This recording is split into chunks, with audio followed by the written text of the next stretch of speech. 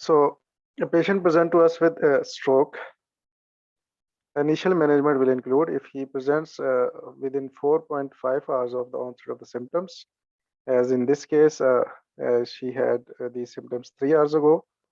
The initial management will include altiplase, and then after altiplase, disprin 300 mg for 2 weeks, and then after 2 weeks, direct acting oral anticoagulant along with statins for the long-term management. In such cases, the dose of statin is 80 milligram.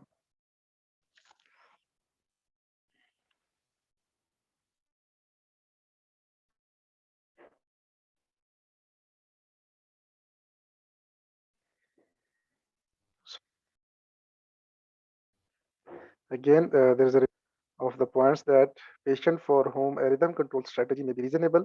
So rhythm control strategy is adopted in which patients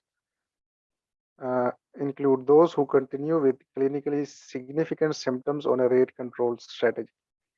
So if the patient is still having symptoms despite rate control strategy, then we can switch to rhythm control strategy. And patient with a history of heart failure and younger patients. So these are the three categories of patient in which we adopt a rhythm control strategy. And instead of using beta blockers, calcium channel blockers, we use amiodarone or flecainide to revert the rhythm to sinus rhythm or to maintain a sinus rhythm. So our next topic is atrial flutter.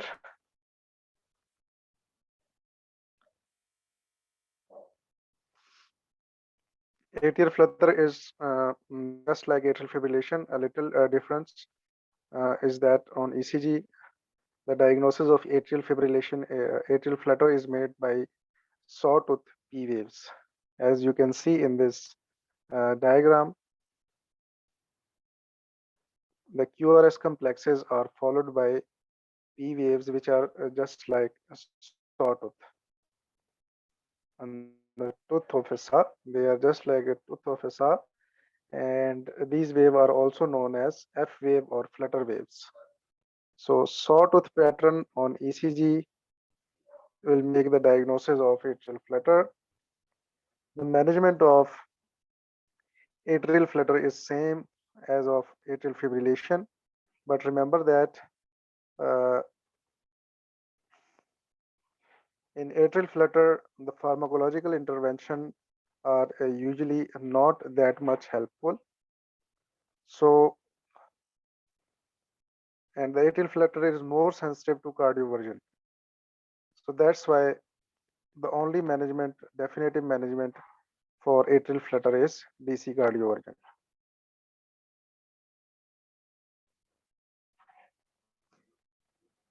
The management of atrial flutter is similar to that of atrial fibrillation, although medication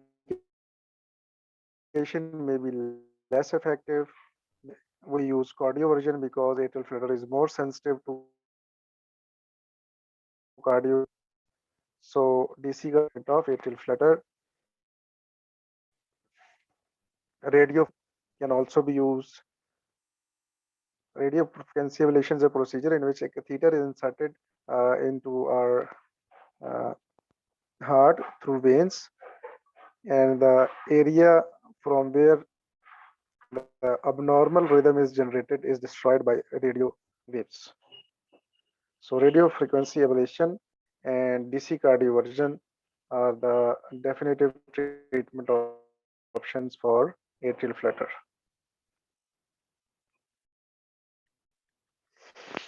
Is it clear, everyone? Is there any question anyone want to ask up till now?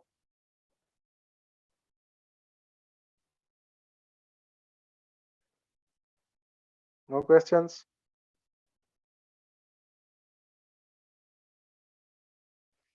Our next topic is types of heart block. First degree heart block, second degree type 1, and second degree type 2, third degree heart block. Remember that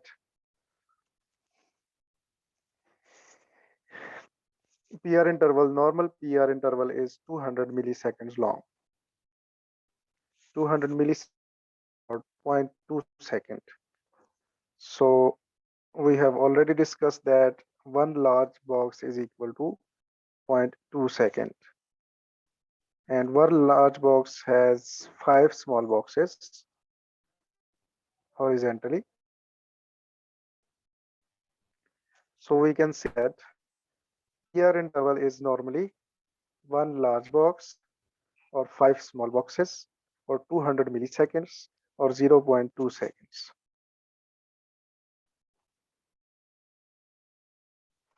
Now, everyone, let me zoom this diagram and then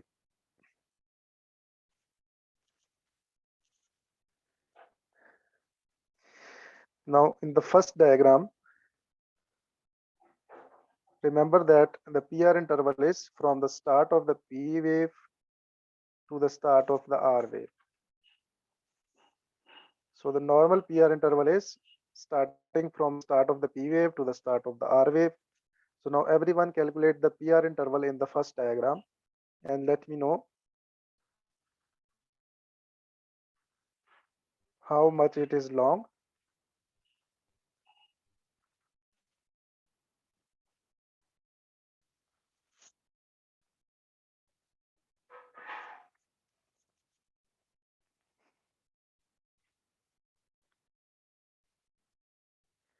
In the first diagram, It's two large yes, boxes or five, two large boxes, or 10 small boxes. small boxes. And can you tell me it in milliseconds? It should be two large boxes would be zero point 0.2 into zero point 0.2 is 0.4 second, and for the small boxes it's small boxes. I 400 don't know how milliseconds. much would be small. So large boxes will be 400 One milliseconds. small box is 40 milliseconds. So 10 small boxes is 400 milliseconds. So you can see that in the first diagram that the PR interval is prolonged. The normal PR interval is 200 millisecond or 0.2 second. But in the first diagram, the PR interval is second or 400 milliseconds. The PR interval is prolonged. So this is called first degree heart block, that the impulses are taking more time than normal to reach the ventricles. They are staying for a longer periods in the AV node than they are supposed to be. So this is called first degree heart block. If the stay of impulse in the AV node is prolonged beyond normal time, normally the PR interval or the normal impulse stays for 0.2 seconds in the AV node. If this stays prolonged beyond 0.2 seconds, then it is called as first degree AV block. Now let's discuss second degree heart block type 1, Mobitz 1 or Winky back phenomena.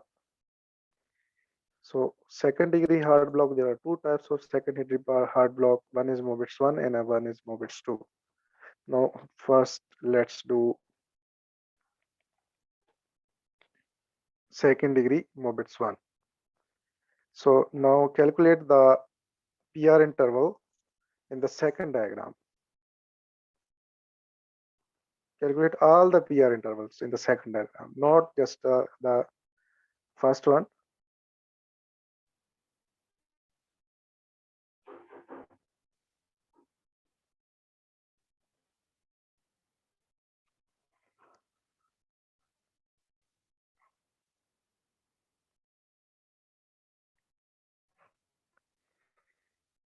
PR interval.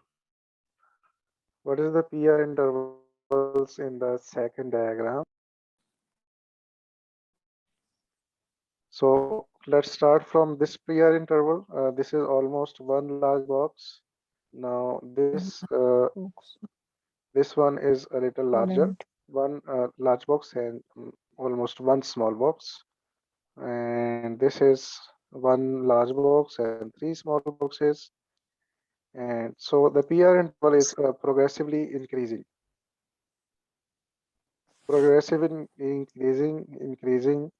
until you can see that there is no QRS complex after this P wave. So we have noticed two things.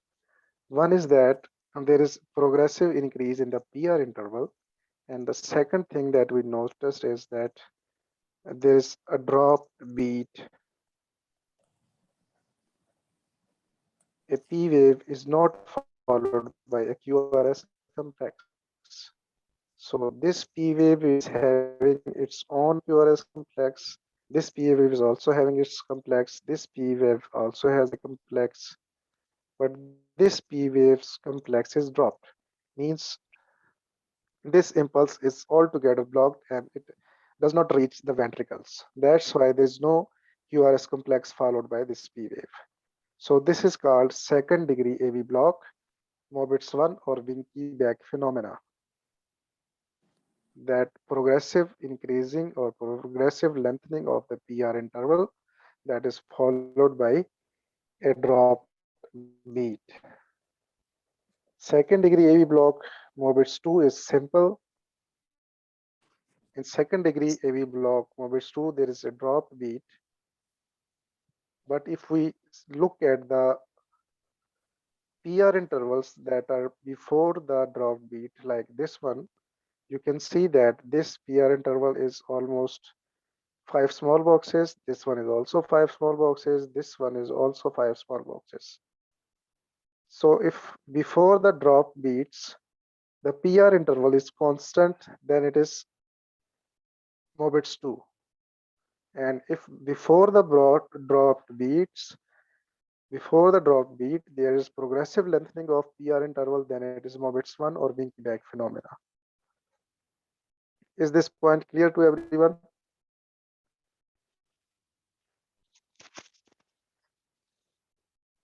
Sir, can you please explain the Mobitz type 1? That how it is progressively increasing with the cursor? Yes. See, let's count this PR interval. It's starting from here. So one, let's count the number of boxes. This is almost 5 small boxes. Is that right? This PR interval is almost 5 small boxes. Is it right, Dr. Sumbal? Sir, this is not equal to one large box? One large box or 5 small boxes are same thing. Okay. So this PR interval is one large box or 5 small boxes. Is that right? Yes, sir. Now see at this PR interval, this one is slightly lengthier than this box. Is that right or not? See, it's starting from here, from this point to this point. So it's almost Yes. 6 small boxes. Okay. Is that right? Yes, sir. Now look at this one. How many small boxes are present in this one? This is 1.5 large box. How many small boxes? This is a seven. So let's Seven. suppose it's 7. This PR interval was 5 small boxes. This PR interval was 6 small Six. boxes. This PR interval is 7 small boxes. So this is what we call as progressive lengthening of the PR interval Okay. until a drop beat occur. Okay. While in Mobitz 2, there is no, the PR interval is constant. So if before the drop beat, there is a progressive lengthening of the PR interval, it's Mobitz 1 or Winky back. And if before and this drop beat and the PR interval is constant, then it is Mobitz 2. Okay, sir. And what about first degree, the PR interval this is? In the first degree heart block, there is no drop beat. There is only Okay, increase in the PR interval. okay, sir. Thank you, sir.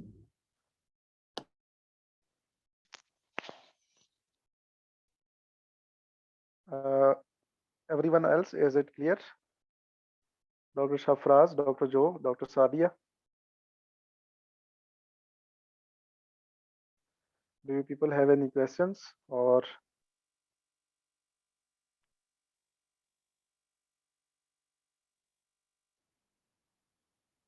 Yes, Dr. Yes, Shafraz. it's clear.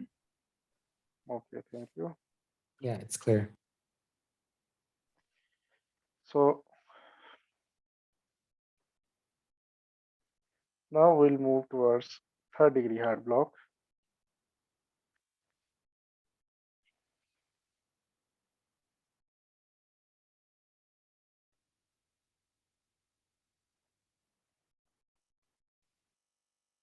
So there's another type of second degree AV block that is also known as 2-1 block.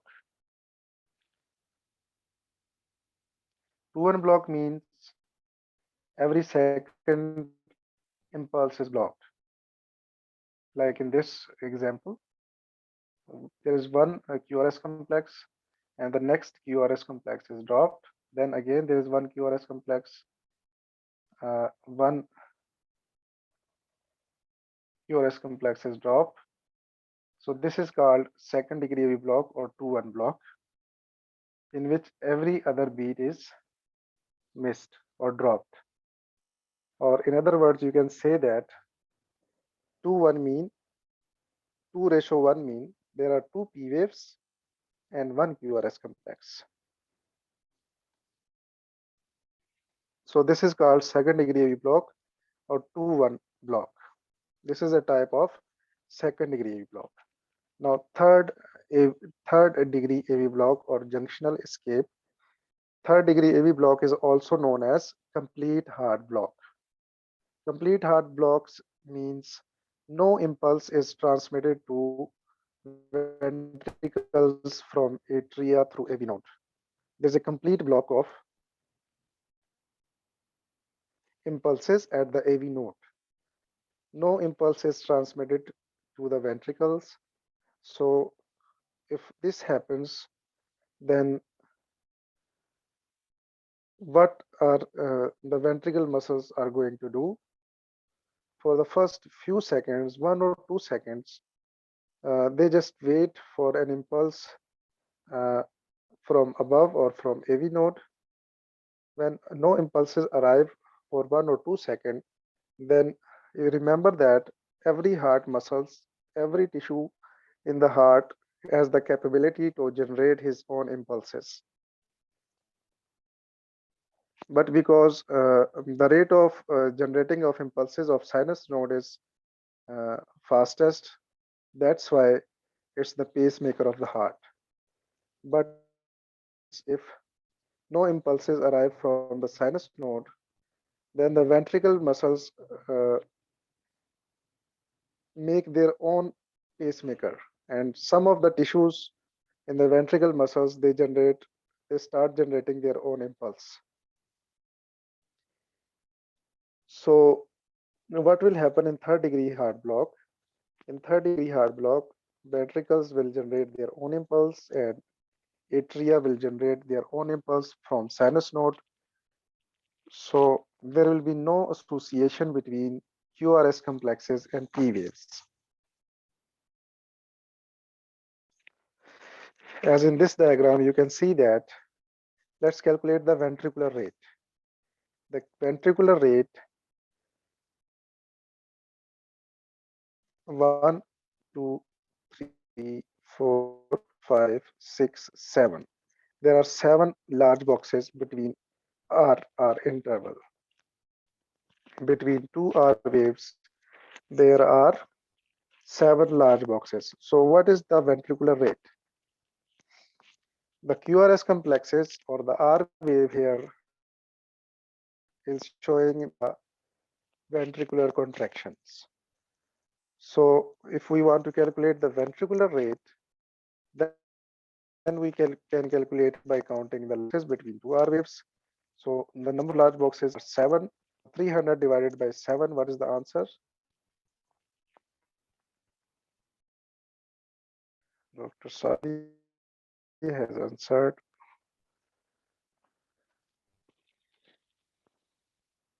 So what is the ventricular rate, guys?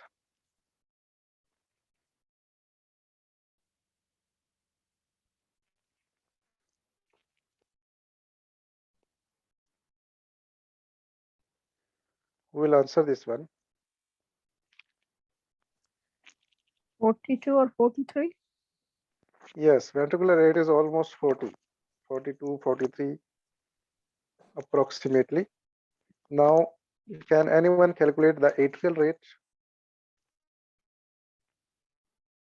The atrial rate will be calculated in this diagram or in ECG. The atrial contraction is represented by the P waves. So if you want to calculate the atrial waves or atrial rate, then you will calculate the number of large boxes between two P waves and divide it on 300. So now calculate the atrial rate from this diagram and let me know. Dr. Joe, you are going to answer what is the atrial rate. Ventricular rate is 40 to 42 approximately. What is the atrial rate?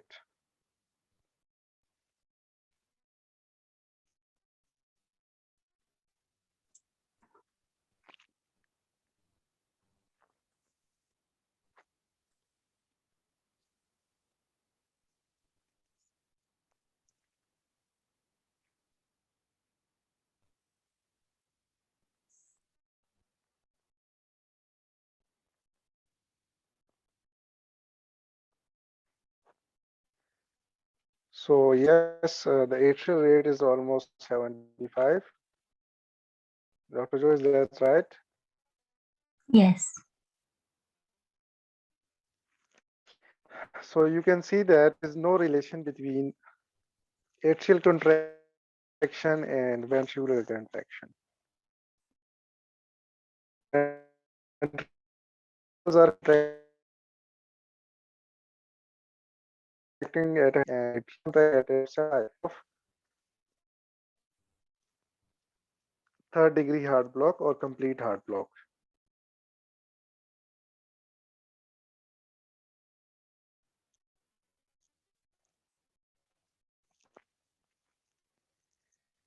Escape.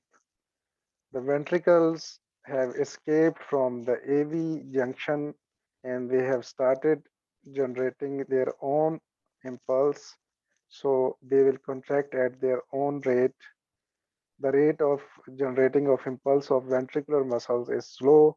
That's why in this diagram you can see that the ventricular muscle or the ventricular contraction rate is slower than the atrial contraction rate. So there's no association between or no relation between atria and ventricles.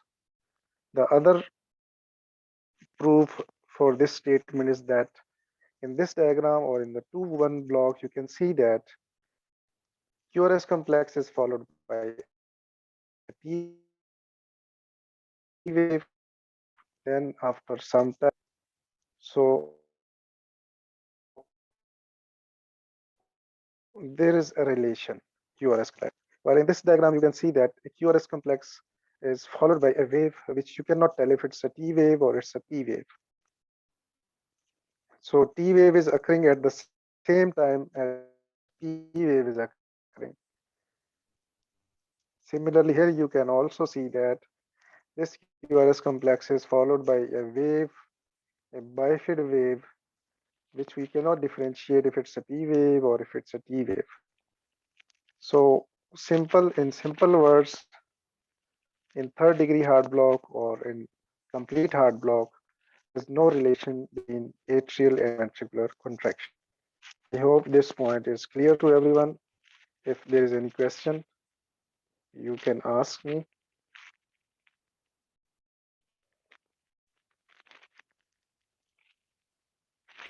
So this was all about, yes, Dr. Shafraz. Yeah. Do you think you can just repeat it again?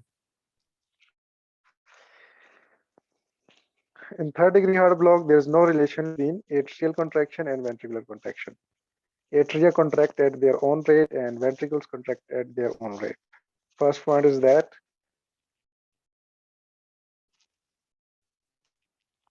Is this point clear? Yes. Now the second point is that you can see that second degree AV block or 2-1 block is almost similar to third degree AV block. But you can see a small difference between these two diagrams. That the P wave and T waves. So there's still some kind of relation between ventriculars and atrial contraction in 2-1 block. But in this diagram, you can see that there's no relation between atrial contraction and ventricular contraction, because P waves and T waves are not at regular intervals.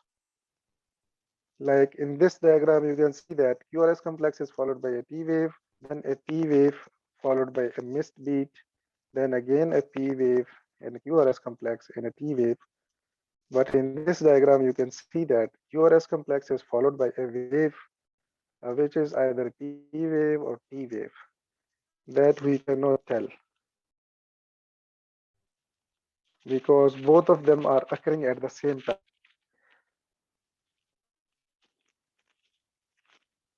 Is it clear now?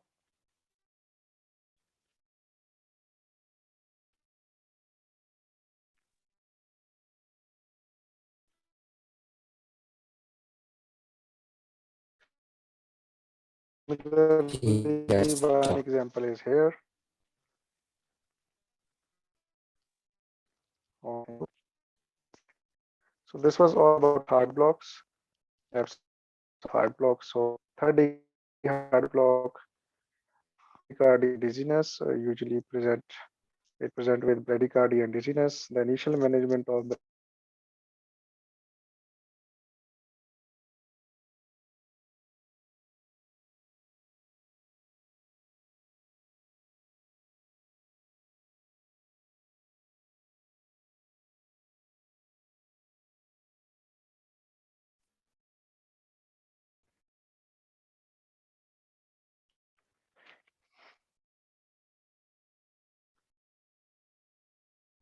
So the initial management for third degree heart block is atropine. If there is no response with atropine, then a temporary transcutaneous pacemaker. And the definitive management of third degree heart block is permanent pacemaker.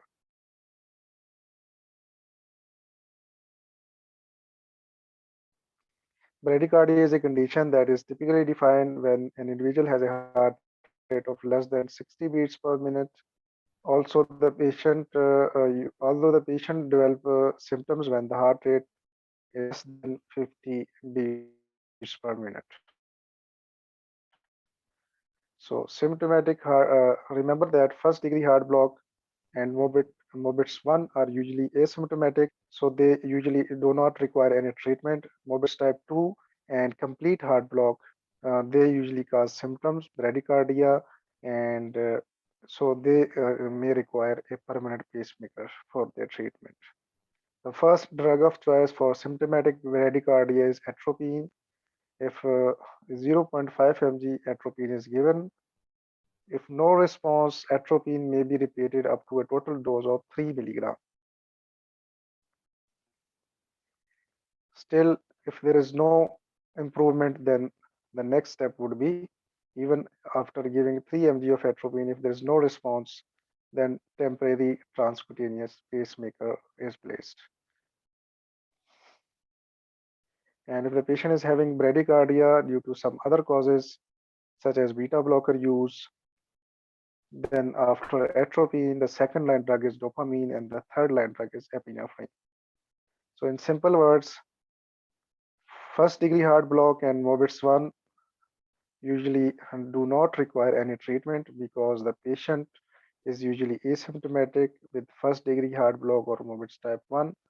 Mobitz type 2 or complete heart block, they usually require a permanent pacemaker. Now, if the patient present to you with a heart block and his oxygen saturation is dropping, again remember the rule. In every emergency situation, if they ask you about the next best step, is you will always use the ABCD approach.